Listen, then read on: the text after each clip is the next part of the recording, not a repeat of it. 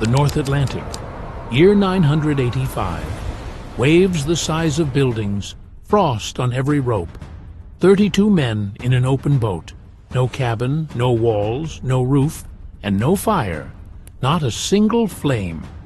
These men are about to spend approximately 18 days in conditions that would kill you or me in hours.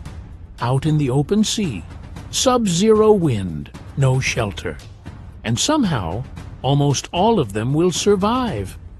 Not because they were tougher than the cold, because they built a system to beat it. A system with layers that modern researchers are still pulling apart today. That's what this video is about. Every layer, every detail.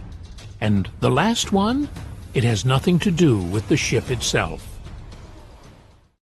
Let me ask you something. If you were building a vessel to cross the deadliest ocean on Earth, what's the first thing you'd put on it? Some kind of heating system, right? The Vikings didn't. And we know this for a fact, because we found their ships.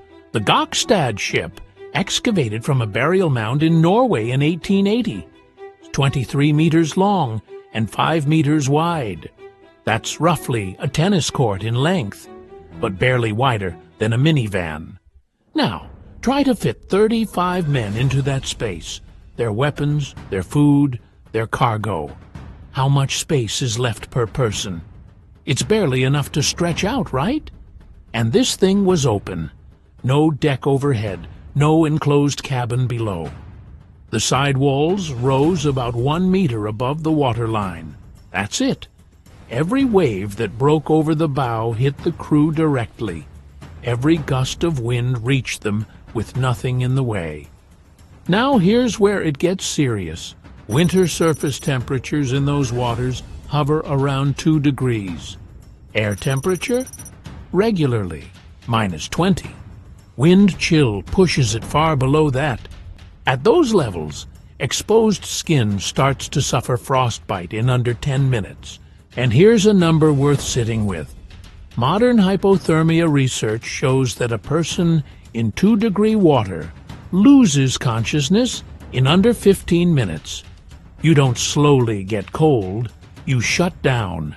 Even without falling in, prolonged exposure to sub-zero wind on an open vessel drains your core temperature hour by hour. Without intervention, it kills you. So why not just light a fire? Think about what materials are used to build longships. Pine and oak planks, stacked one on top of the other, sealed with tarred animal hair. Rope, woolen sailcloth treated with animal fat.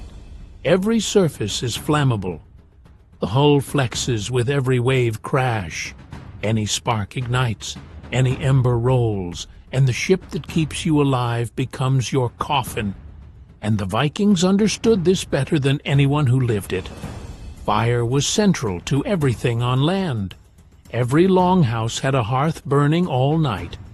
Their avoidance of fire at sea wasn't due to primitiveness. They avoided it because they understood engineering well enough to know what fire would do to a wind-swept, flexing wooden hull. That's what this video actually answers. How do you keep 30 men alive for weeks on an open wooden platform atop a freezing ocean in sub-zero conditions without fire? The most important survival tool in human history? Here's the thing. The answer isn't one solution. It's a system. And each layer is more clever than the last. Before we get into it, let's kill a myth. There's this popular image of Vikings as hard men who just gutted it out, gritted their teeth and suffered through the cold. Tough guys in tough conditions. That's not what happened, not even close. What the archaeology shows is the exact opposite. Every element of their approach to cold at sea was calculated. Deliberate material choices, layered insulation principles, an understanding of how heat works that science wouldn't formally describe for another 800 years. These weren't men who endured the cold. These were engineers who removed it from the equation, layer by layer. And what they built tells us more about Viking intelligence than any saga ever written. Start with what touched their skin. Wool, but not wool like you're thinking of. Viking Age wool was a completely different material from the soft, processed stuff you'd buy today. Norse sheep produced a dual-coat fleece. The outer layer, long, coarse guard hairs called tog. The inner layer, dense, fine fibers called bell. Together, they created something remarkable. Water-resistant on the outside, heat-trapping on the inside. But here's the detail that changes everything. The Vikings hardly ever washed their wool. They usually just rinsed it in cold seawater. It might sound dirty and disgusting, but it wasn't. It was ingenious, because this meant it preserved the wool's lanolin and the natural waxy oil from the sheep's skin. Lanolin is hydrophobic. It repels water. Even today, a lanolin-rich tunic won't absorb rain or drizzle. It will run off. And we're not just guessing here. Textile fragments from the Birka burial site in Sweden and the Oseberg burial site in Norway confirm what we're saying. Tight, dense weaves, diamond twill patterns designed to trap heat and block wind. Researchers at the National Museum of Denmark tested recreated Viking garments and found something remarkable. Even when wet, they retain 80% of their insulation capacity. Yes, you heard that right. 80%, even when wet. Modern synthetic undergarments, the ones marketed to soldiers and mountaineers, lose a significant amount of heat when wet. But Viking wool, it kept working. Now there's a real debate here. Some scholars say this was accidental. Vikings just used what their sheep gave them. Others argue the evidence points to deliberate textile engineering, refined across generations of trial at sea. Accident or mastery? It's a question worth arguing over. Drop your take below. The system was layered. Against the skin, a lane, a light undergarment made of fine wool or linen. Over this, a heavier kirtil, the main woolen tunic. Over this, a thick outer cloak, often treated with tallow or beeswax for extra water resistance. Each layer created a pocket of trapped air between itself and the next. And here's the modern connection that puts this into perspective. Go to any outdoor store today, and you'll see the exact same system being sold back to you. An inner layer for moisture management, an insulation layer for warmth, shell layer for wind and water protection. 3 layers, 3 functions. This is modern mountaineering science developed in laboratories, wind tunnels, and with synthetic polymers. The Vikings arrived at the same principle with sheep, looms, and 1,000 years of North Atlantic crossings. The engineering is the same, only the materials have changed. The difference, of course, is the price. In the past, a Viking wool tunic cost about the same as a silver bracelet. A modern 3-layer Gore-Tex system, however, is expensive enough to make you question your life choices while waiting in line to pay. Clothing managed heat loss from the body, but you're still sitting inside a thin wooden shell, floating on an ocean close to freezing point. The cold doesn't just come from the air, it radiates upward from the hull, the deck, everything your body touches. This is the point that most accounts of Viking seafaring completely miss. The ship itself was thermal protection.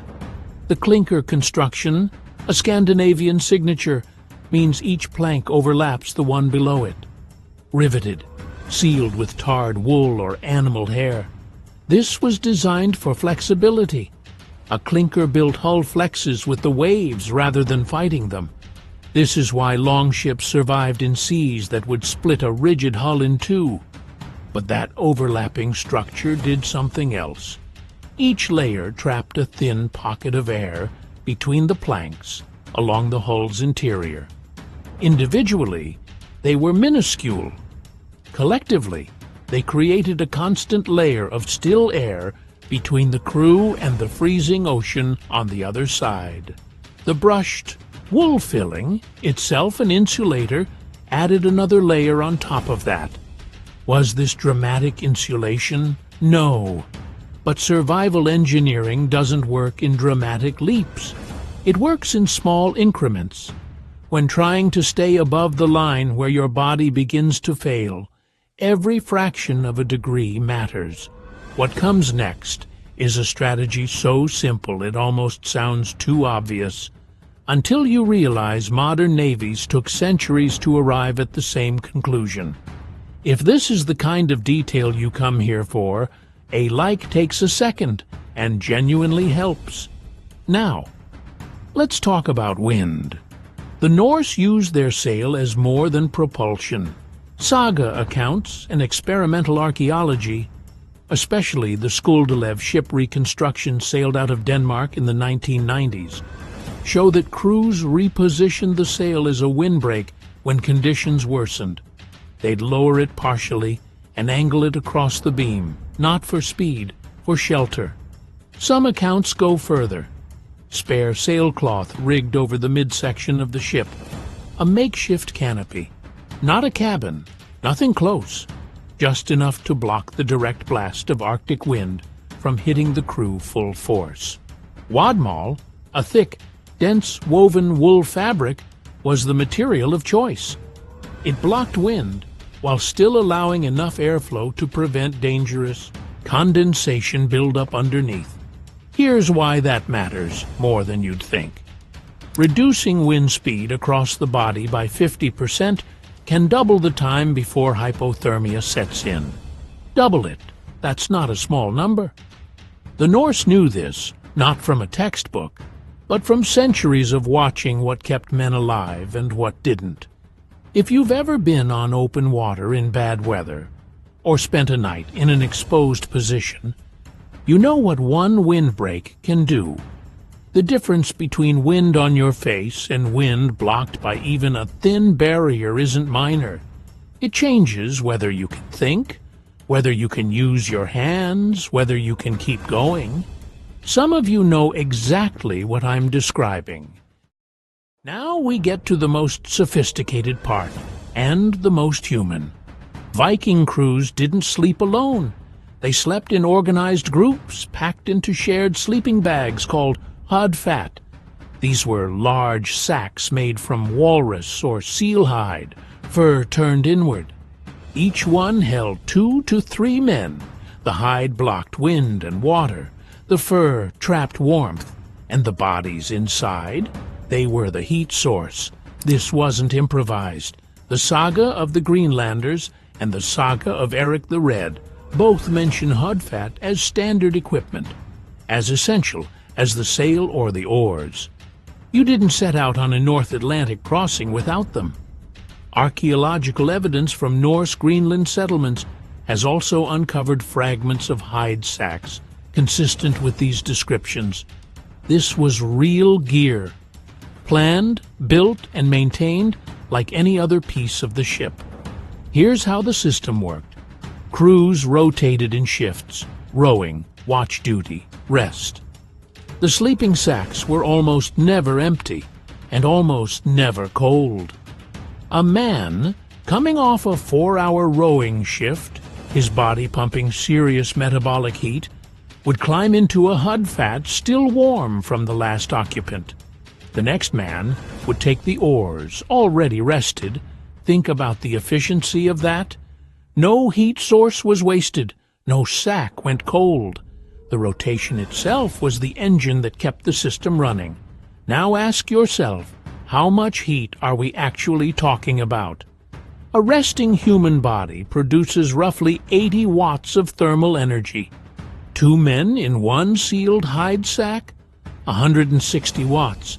That's a large light bulb. In a space the size of a coffin, with wind and water blocked by thick animal hide, interior temperatures could climb 15 to 20 degrees above the outside air. That's not comfort. but it's survival, and it's pure physics. And there's one more thing.